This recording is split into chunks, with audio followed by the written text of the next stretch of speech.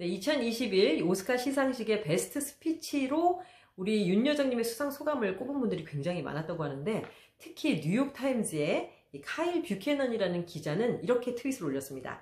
내년 오스카 진행은 윤여정에게. 네, 이렇게 올렸고요. 허핑턴 포스트의 제나 아마툴리 기자가 트위터에 또 뭐라고 올렸냐면요. 윤여정과 올리비아 콜먼, 2019년 여우주연상 수상자라고 하는데요. 이 두 명을 2022년 오스카상 공동 진행자로 추천한다 라고 트윗을 했고, 많은 사람들이 좋아요를 누르고 리트윗을 하고 있는 상황이라고 합니다.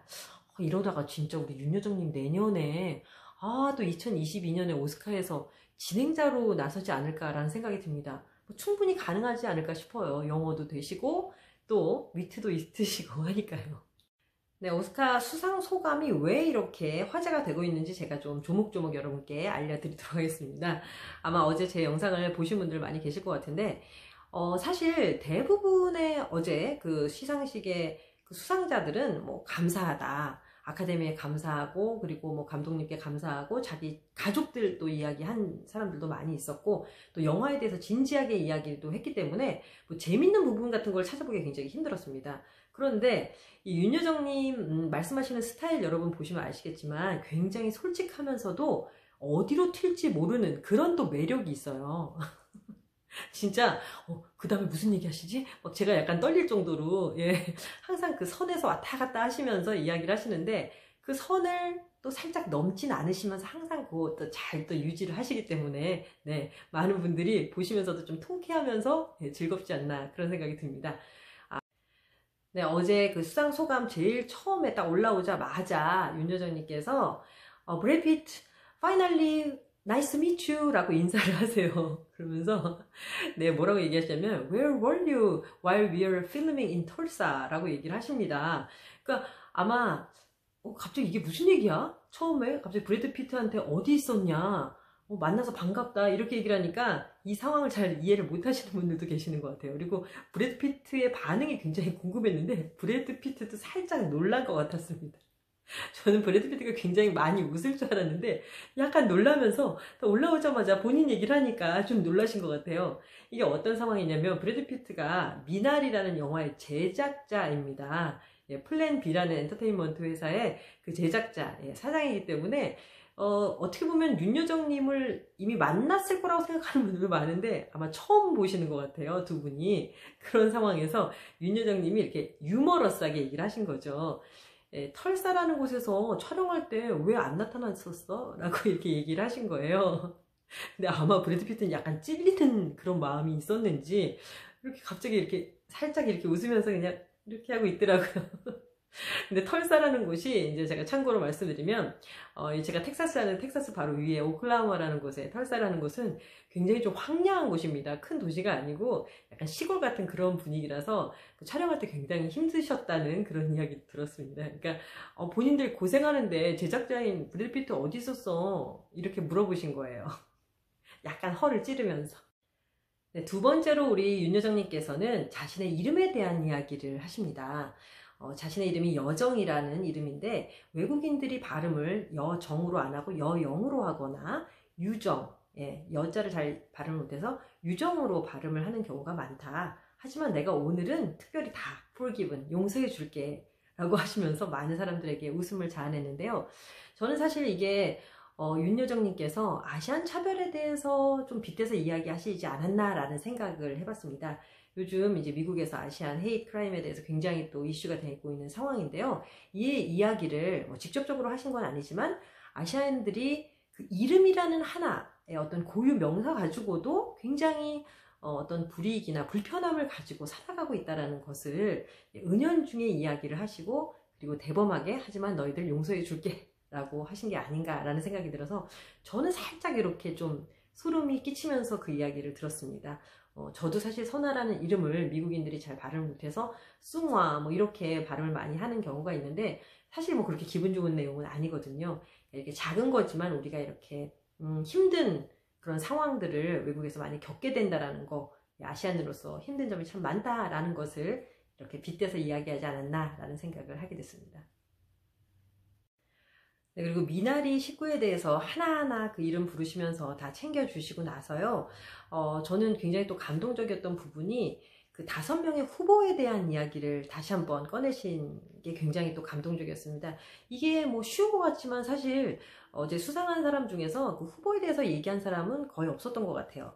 윤여정님만이 그 수상을 하지 못했지만 그 후보였던 5명을 딱 보면서 특히 글렌 클로즈 같은 정말 그 위대한 배우잖아요. 굉장히 유명한 배우시고 8번이나 오스카에 뭐 노미네이트 됐다고 하는데 내가 어떻게 글렌 클로즈를 이길 수 있겠는가 라고 하면서 그 사람을 이렇게 높여주니까 글렌 클로즈가 너무 이렇게 행복한 얼굴로 보고 있더라고요.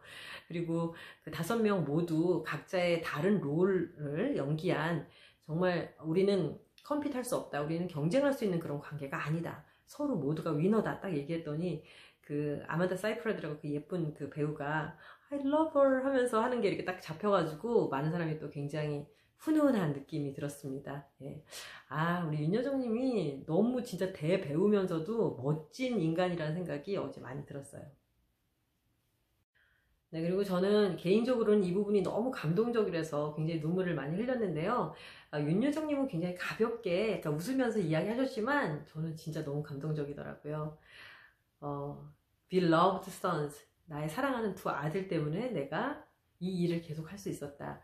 내가 이렇게 배우를 할 수 있었던 원동력은 2 아들이었다. 이런 이야기를 하시면서 그래서 너무 2 아들에게 감사하고 그리고 이 아카데미 상이라는 정말 어마어마한 상은 나에게 어떤 리절트다. 나의 어떤 그 결과물이다.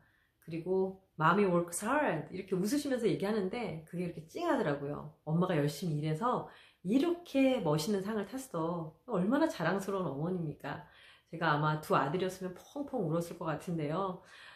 정말 자랑스러운 어떤 어머니로서 사생활 어떤 자분 같은 것도 하나도 없으셨던 것 같습니다. 굉장히 훌륭한 어머니셨고 윤여정님이 진짜 2 아들들 혼자 기르시면서 굉장히 힘드셨지만 2 아들들을 잘 기르기 위해서 이렇게 배우를 열심히 하셨다고 들었는데 그런 어떤 그분의 삶이 생각이 나면서 더 감동적으로 많이 느껴졌던 것 같습니다.